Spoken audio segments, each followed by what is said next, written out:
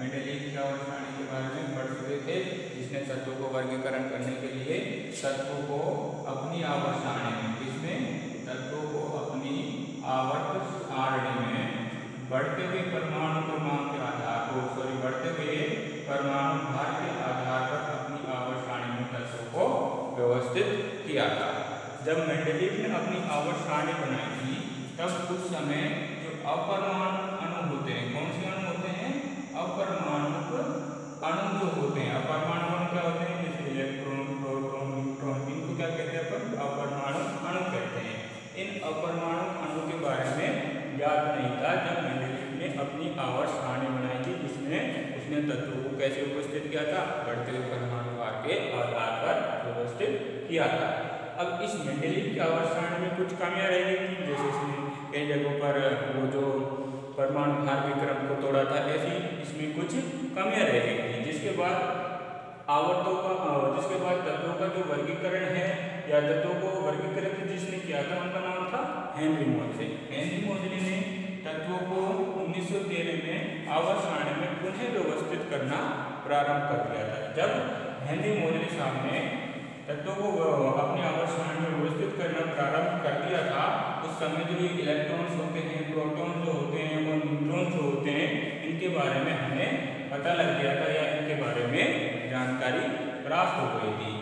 इसलिए जो हेनरी मोजले जो थे उन्होंने अपनी आवर्त सारणी में, इसमें अपनी आवर्त सारणी में तत्वों को परमाणु भार के बजाय, इसके बजाय तत्वों को परमाणु भार के बजाय अपनी आवर्त सारणी में तत्वों को बढ़ते हुए परमाणु क्रमांक के आधार पर व्यवस्थित किया था। कैसे व्यवस्थित किया था? बढ़ते हुए परमाणु क्रमांक के आधार पर हेनरी मोजले ने अपनी आवर्त सारणी में तत्वों को व्यवस्थित किया था।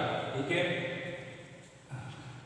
ऐसे व्यवस्थित किया था, बढ़ते हुए परमाणु क्रमांक के आधार पर तत्वों को व्यवस्थित किया था। अब इस बात को ही आधार मानकर ये हेनरी मोजले साहब थे जिन्होंने एक नया आवर्त नियम दिया, जिसे अपन क्या कहते हैं? आधुनिक आवर्त नियम कहते हैं। कौन सा आवर्त नियम कहते हैं? आधुनिक आवर्त नियम कहते हैं। इस आधुनिक आवर्त नियम के अनुसार जो तत्व के भौतिक गुण होते हैं, कौन से गुण? भौतिक गुण होते हैं, तथा तत्व के जो रासायनिक गुण होते हैं, कौन से गुण? तत्व के भौतिक गुण तथा रासायनिक गुण होते हैं, वे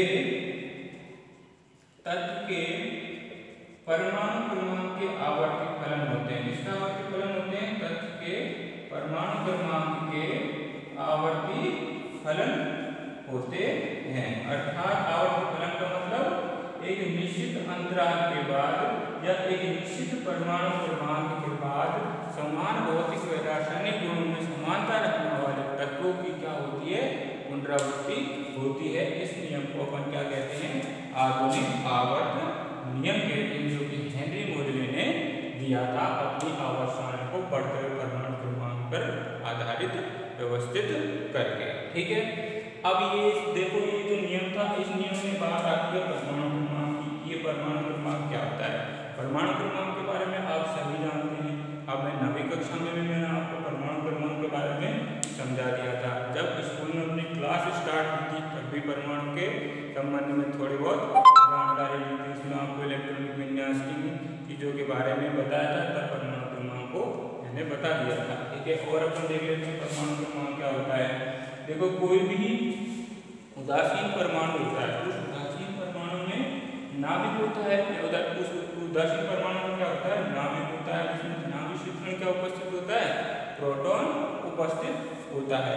अब इस उदासीन परमाणु में जितने प्रोटॉन उपस्थित होते हैं, क्या उपस्थित होते हैं? जितने प्रोटॉन उपस्थित होते हैं, या इस उदासीन परमाणु में जितनी प्रोटॉनों की संख्या होती है, ठीक है, जितनी प्रोटॉनों की संख्या होती है, और इस नाभिक के चारों तरफ विभिन्न कक्षाओं में या विभिन्न स्तरों में इलेक्ट्रॉन क्या करते रहते हैं?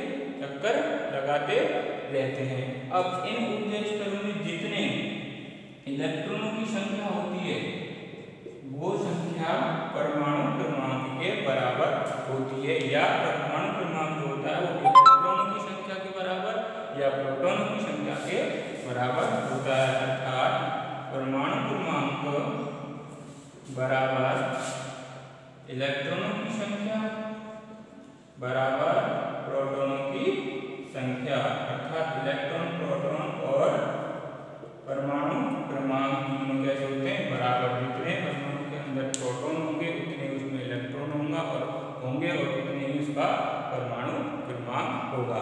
अब इस बात से सीधा स्पष्ट होता है ये जो हेनरी मोजले की आवर्त सारणी है वो आवर्त सारणी इलेक्ट्रॉनिक विन्यास का प्रतिनिधित्व करती है। किसका प्रतिनिधित्व करती है? इलेक्ट्रॉनिक विन्यास का प्रतिनिधित्व करती है। किसका?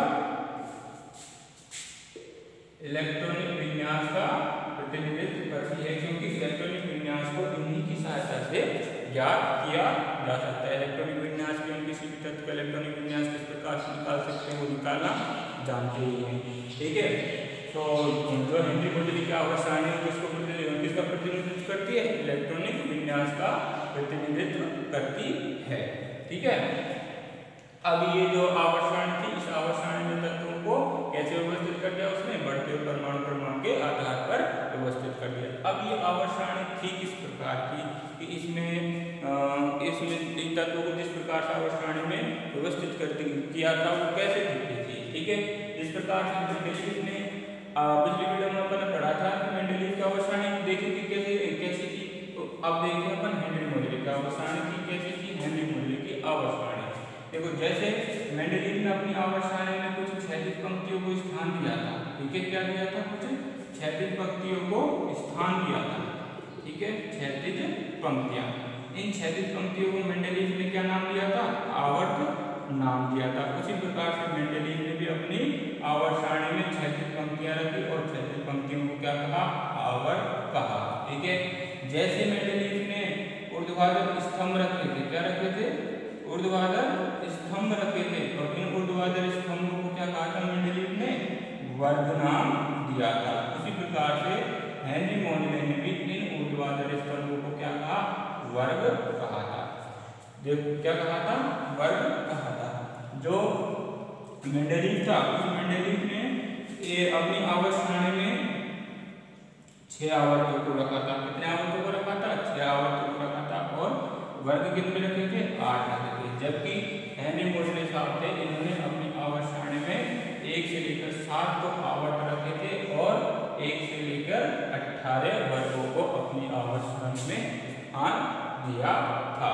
ठीक है, तो इस प्रकार और जितने इसमें इन 7 आवर्त और 18 वर्गों में हेनरी मोजले ने तत्वों को बढ़ते हुए परमाणु क्रमांक के आधार पर व्यवस्थित कर दिया था। जैसे hydrogen, helium, lithium, beryllium, boron, carbon, nitrogen, इस प्रकार से उन्होंने अपनी आवर्त सारणी में तत्वों को बढ़ते हुए परमाणु क्रमांक के आधार पर व्यवस्थित किया था। ठीक है, जिसमें हेनरी मोजले की आवर्त सारणी में आवर्तों की संख्या 7 थी और वर्गों की संख्या कितनी थी? 18 थी।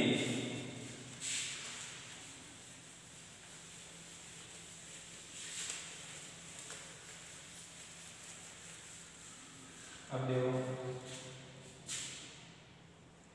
हेनरी मोजले की आवर्त श्रेणी का ये प्रथम अपन वर्ग ले लेते हैं।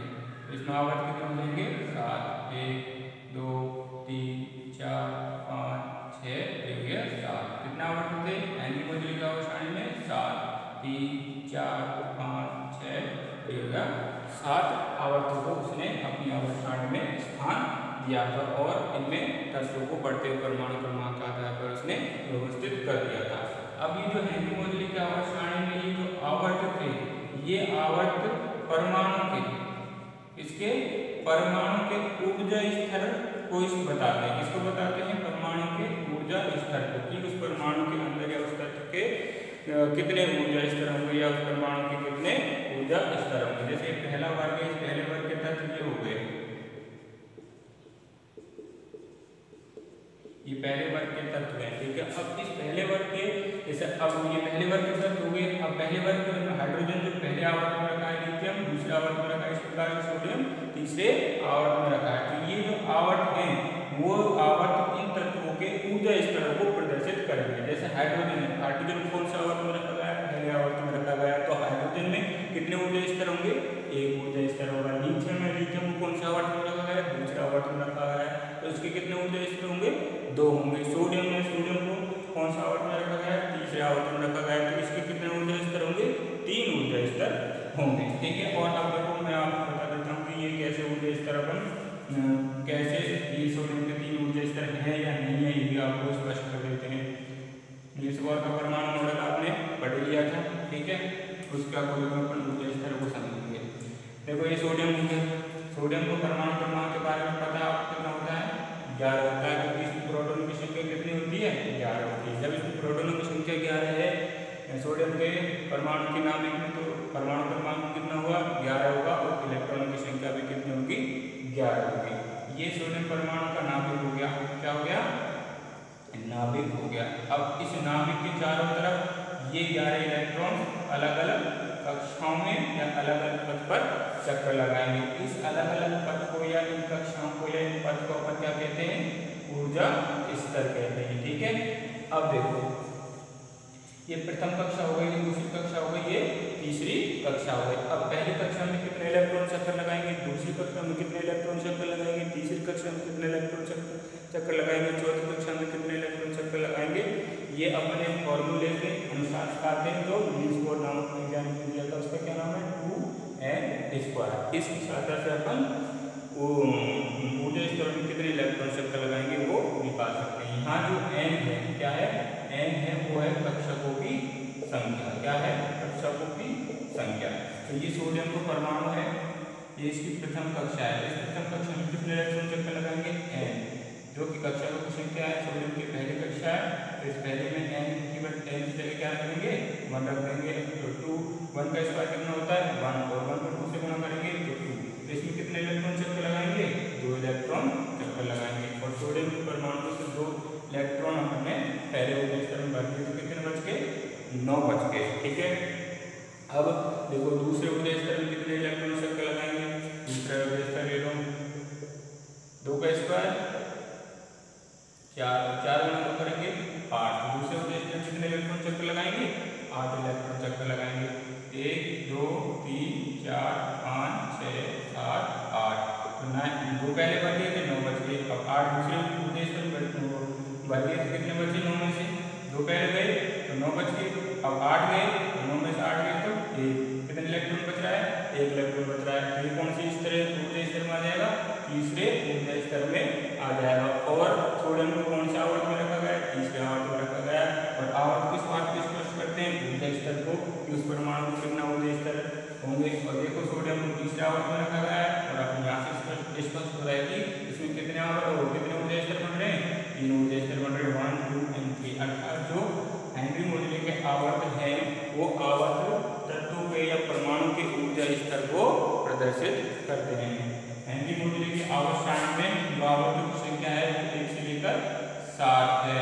ठीक है, और जो वर्गों की संख्या है वो 1 से लेकर 18 है। अर्थात हेनरी मोजले की आवर्त सारणी में 7 आवर्त और 18 वर्गों को रखा गया है। अब मैं आपको हेनरी मोजले की आवर्त सारणी बना के बताता हूँ कि हेनरी मोजले की आवर्त सारणी कैसी दिखती है, और इन तत्वों को कैसे याद रखते हैं उसके बारे में भी आपको पढ़ा दिया जाएगा।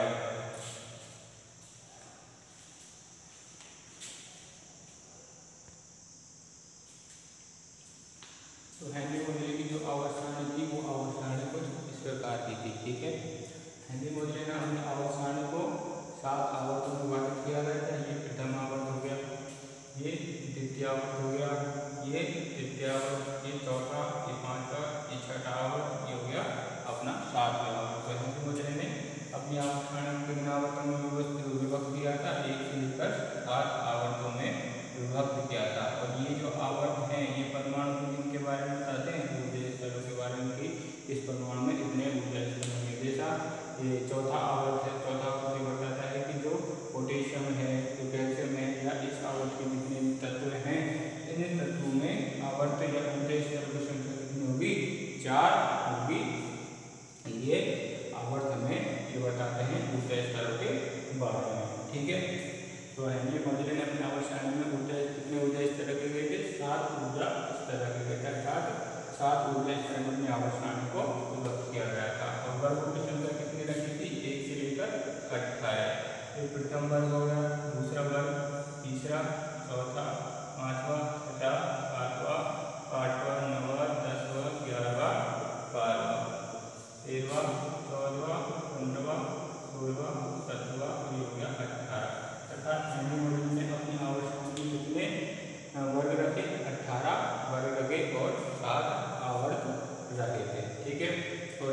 आवर्त सारणी को उसने 4 block S block, P block, D block और एफ ब्लॉक में विभक्त कर रखा था।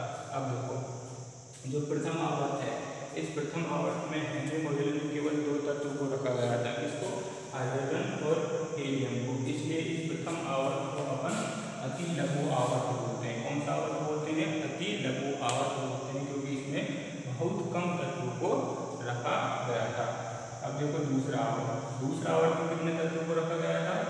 1, 2, 3, 4, 5, 6, 7 और 8। तो तीसरे आवर्त को देख लेते हैं, कितने तत्व रखे गए हैं? 1, 2, 3, 4, 5, 6, 7, 8। अर्थात दूसरे और तीसरे आवर्त में 8 तत्वों को रखा गया था। कितने तत्वों को रखा गया था? 8 तत्वों को रखा गया था दूसरे वर्ग में। और प्रथम आवर्त में 2 तत्वों को रखा गया था, और दूसरे तीसरे आवर्त में कितने तत्वों को रखा गया था?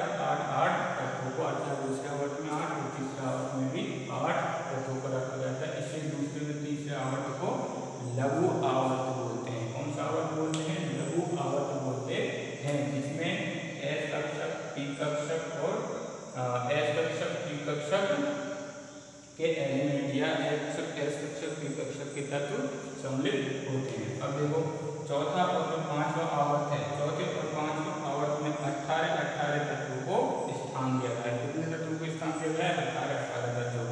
1, 2, 3, 4, 5, 6, 8, 9, 10, 11, 12, 13, 14, 15, 16, 17 और 18। तीसरे आवर्त में भी 18 तत्व रखे गए, और चौथे आवर्त में भी 18 तत्व रखे गए, और 5वें आवर्त में भी 18 तत्व रखे गए थे। इसलिए इस आवर्त को अपन कौन सा आवर्त कहते हैं? दीर्घ आवर्त कहते हैं, जिसमें एस कक्षक, पी कक्षक और डी कक्षक के तत्व सम्मिलित होते हैं।